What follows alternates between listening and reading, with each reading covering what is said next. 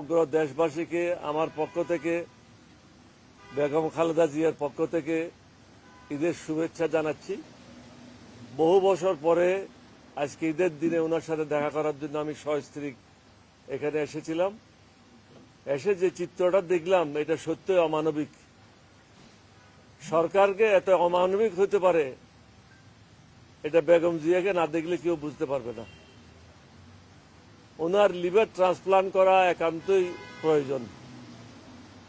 Liver transplant না করলে উনি একটা নির্দিষ্ট সময়ের পরে অসুস্থ হয়ে পড়বেন, বাঁচবে কিনা সন্দেহ। সরকারের উচিত মানবিক দৃষ্টিকোণ থেকে সবকিছুর সাথে রাজনীতি না মিশে মনুষ্যত্বের বিকাশ ঘটে একজন মানুষ হিসাবে আরেকজন মানুষের পাশে দাঁড়ানো মুসলমান হিসাবে, মানুষ হিসাবে আমাদের কর্তব্য। আমি আশা করব বর্তমান অবৈধ সরকার এবং অবৈধ সরকারের মন্ত্রীরা বেগম জিয়াকে বিদেশে পাঠিয়ে ওনার লিভার ট্রান্সপ্লান্টের সুযোগটা করে দেবেন। কোনো তাদের পয়সা দিতে হবে না, কিছুই করতে হবে না। বেগম জিয়ার যে শারীরিক অবস্থা, এই শারীরিক অবস্থা নিয়ে উনি আর কখনো রাজনীতি করতে পারবেন না।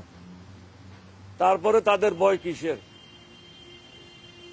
পাকিস্তানে ইমরান খানও জেলে আছে, সে তো দিবারাত্রি রাজনীতি করে যাচ্ছে। বেগম জিয়া তো জেলে যাওয়ার পর থেকে কখনো রাজনীতির সাথে জড়িত না। এটার থেকে সরকারের এটা উদাহরণ নেওয়া উচিত। বেগম জিয়ার প্রতি তাদের সহানুভূতিশীল হওয়া উচিত।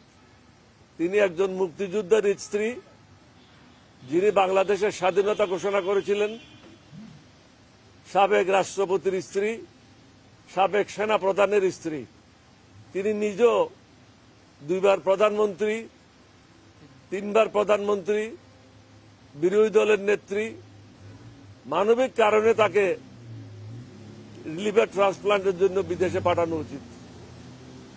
আমরা আশা করব সরকার এটা বিবেচনা করে তাকে পাঠানোর জন্য অনুমতি দেবেন। আপনাদের সবাইকে ধন্যবাদ। আল্লাহর কাছে ফরিয়াদ করেন এই দেশে যেন ন্যায় বিচার প্রতিষ্ঠা হয়, গরিব মেহনতি মানুষেরা যেন সুখে শান্তি থাকতে পারে, ন্যায় বিচার পায়, তাদের ন্যায্য যে অধিকার, সে অধিকার যেন পায়, আমাদের মধ্যে মনুষ্যত্ব যেন ফিরে আসে, একে অপরের প্রতি যেন ভ্রাতৃত্ববোধ নিয়ে আমরা এই বাংলাদেশটাকে গড়ে তুলতে পারি। আমি একজন মুক্তিযোদ্ধা হিসেবে আজকে নিজকে একজন অপরাধী মনে করছি। কিসের জন্য বিদ্রোহ করেছিলাম, কিসের জন্য দেশ স্বাধীন করেছিলাম? বেগম জিয়ার এই অবস্থা দেখার জন্য দেশ স্বাধীন করি নাই, মানুষের এই অবস্থা দেখার জন্য দেশ স্বাধীন করি নাই। এরকম অন্যায় অত্যাচার পৃথিবীর অন্য কোথাও হচ্ছে কিনা আফ্রিকা ছাড়া আমি জানি না। আবারই বেগম জিয়ার পক্ষ থেকে, আমার নিজের পক্ষ থেকে সমগ্র দেশবাসীকে ঈদের শুভেচ্ছা এবং শুভকামনা করছি। আসসালামু আলাইকুম ওয়া রাহমাতুল্লাহি ওয়া বারাকাতুহু।